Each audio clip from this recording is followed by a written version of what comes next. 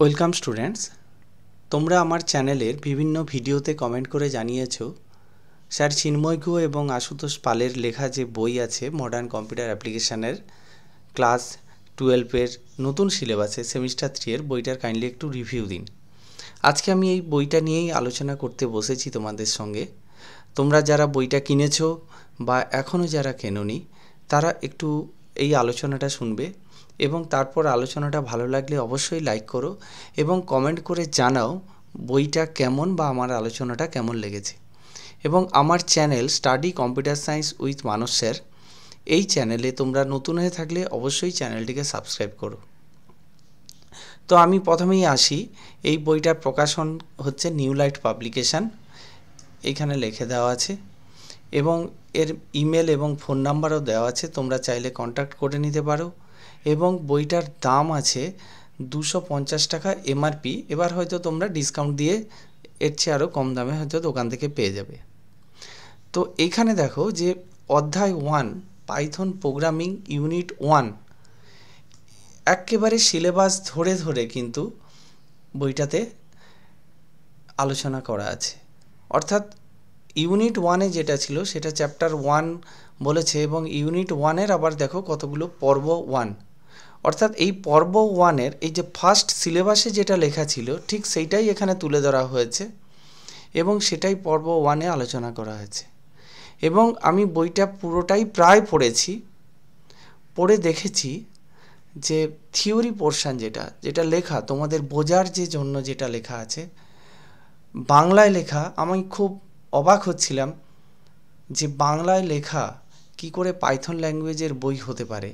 কিন্তু এই বইটা পড়ার পর আমি সেই কনফিডেন্সটা ফিরে পেয়েছি যে স্টুডেন্টরা নিশ্চয়ই এটা খুব সুন্দরভাবে বুঝতে পারবে, কারণ এত সুন্দর এত সহজভাবে লেখা, যেটা আমরা যেভাবে স্টুডেন্টদের বোঝাই বাংলাতে বলে বলে ঠিক সেই কথাগুলোই সুন্দর এভাবে লিখে দেওয়া আছে।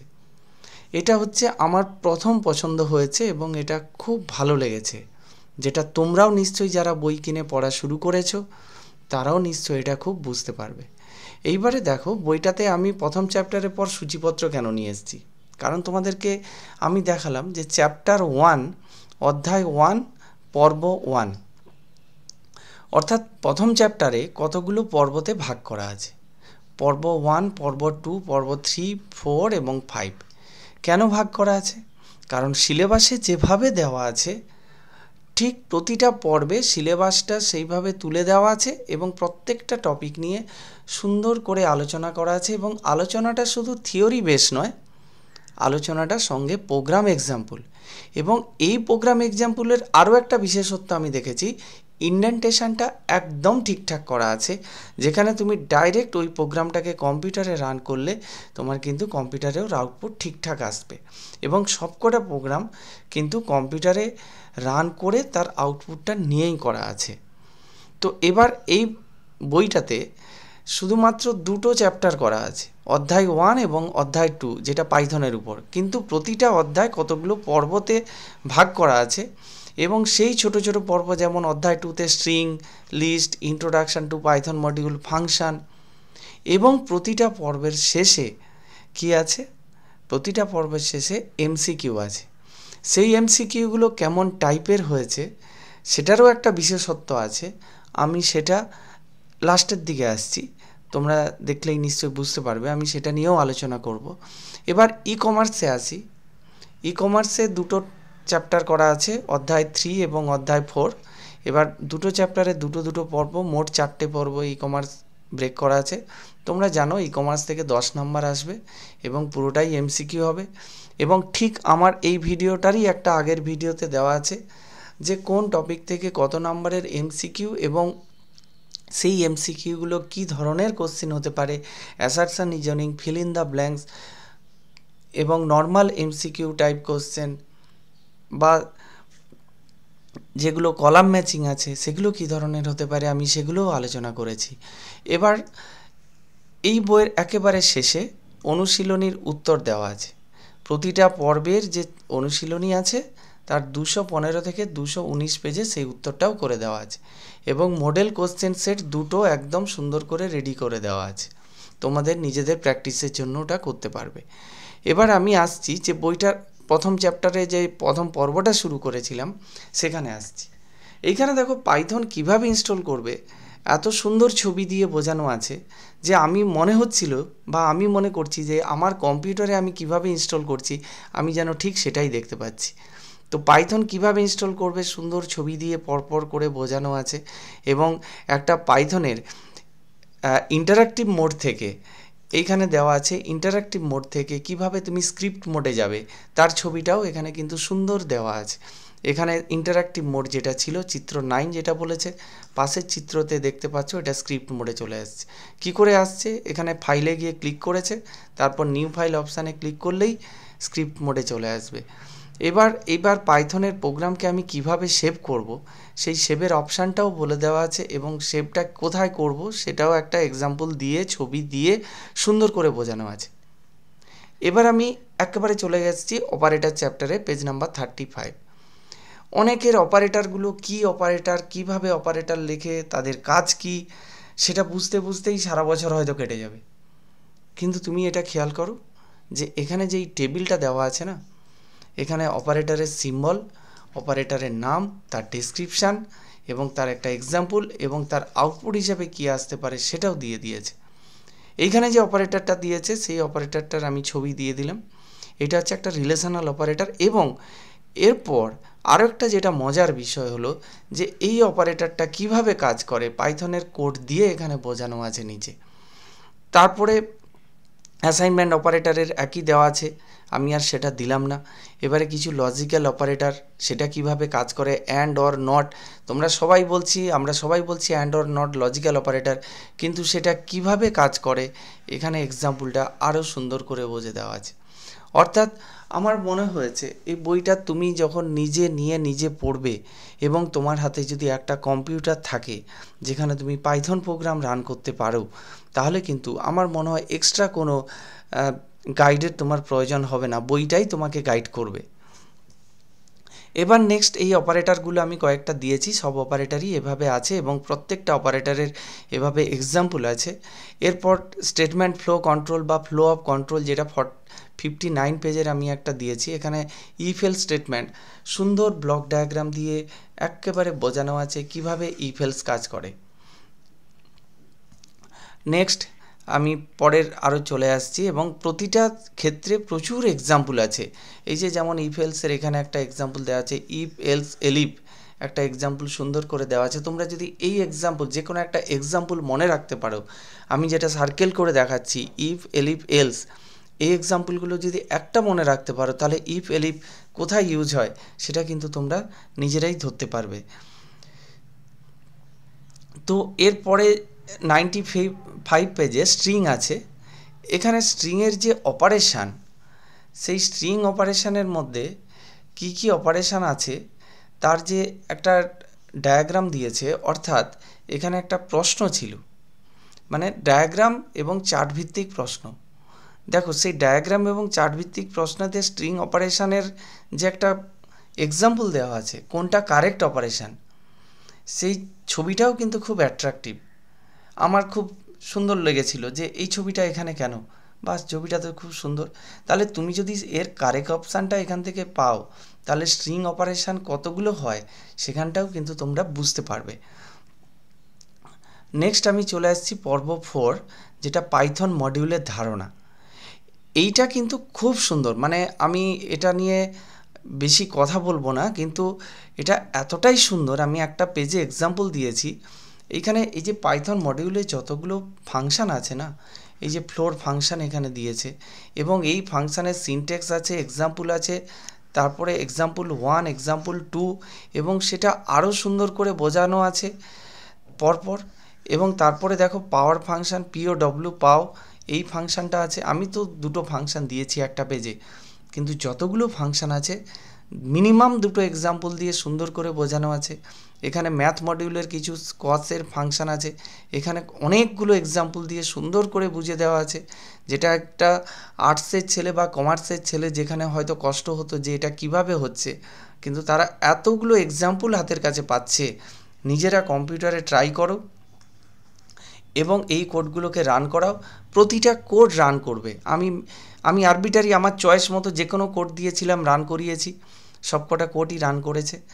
এরপর আসছি, এটা তো গেল মোটামুটি পাইথনের পোর্শন, বাকি তো চ্যাপ্টারগুলো থাকলোই, সেগুলোকে আর হাইলাইট করলাম না, কিন্তু সবগুলোই একই রকম সুন্দর।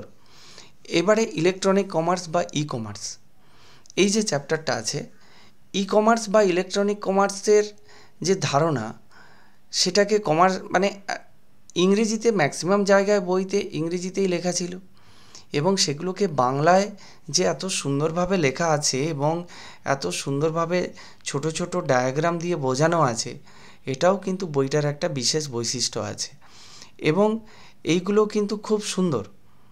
এবার আমি চলে আসছি মডেল কোশ্চিন সেটে। মডেল কোশ্চিন সেটের পরেও আমি তোমাদেরকে যে কোনো একটা চ্যাপ্টারের কোশ্চিন তুলে ধরে আলোচনা করব যে প্রতিটা বইয়ের প্রতিটা পর্বের পরে এই কোশ্চেনটা তোমাদের কতটা ইম্পর্ট্যান্ট। মডেল কোশ্চিন সেট আমি এসেছি, এখানে একটা সুন্দর কাউন্সিলের গাইডলাইন অনুযায়ী একেবারে হুবহু মডেল কোশ্চিন সেট 1 এবং সেট 2 দিয়ে দেওয়া হয়েছে, এবং সেটার পরে বইয়ের সবার শেষে একটা নোটসের একটা পেজ আছে, যেখানে তোমরা নিজেদের মতো করে বইয়ের কোন পেজে কোনটা ভালো আছে, কোন পেজে কোনটা তোমাদের বিশেষ করে পড়ার প্রয়োজন আছে, বা তোমাদের কোনো নোটস ক্লাসে হঠাৎ করে বইয়ের মধ্যে এই নোটস নিতে চাইলে, তাহলে কিন্তু তোমরা এই নোটস পার্টটা ইউজ করতে পারবে।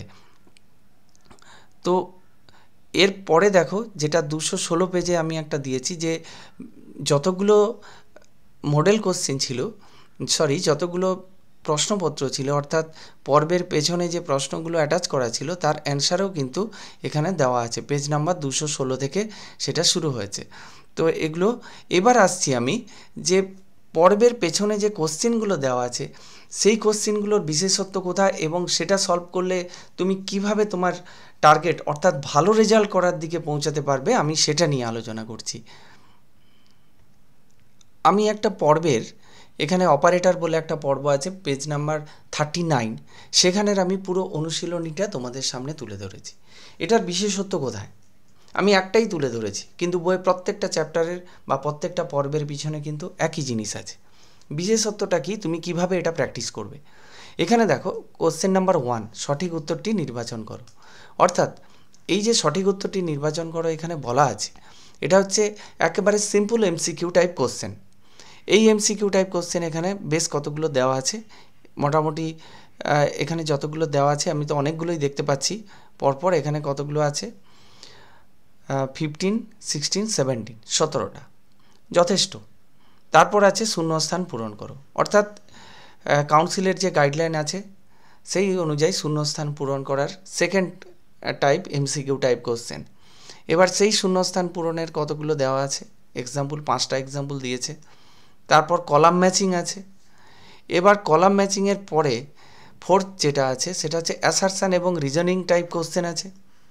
এটা কিন্তু প্রতিটা পর্বের শেষে, সমস্ত পর্ব শেষে কিন্তু এই একই ধরনের একই টাইপের একই প্যাটার্নের কোশ্চিন করে দেওয়া আছে। এবং তারপর আছে দেখো ডায়াগ্রাম বা চার্ট ভিত্তিক প্রশ্ন।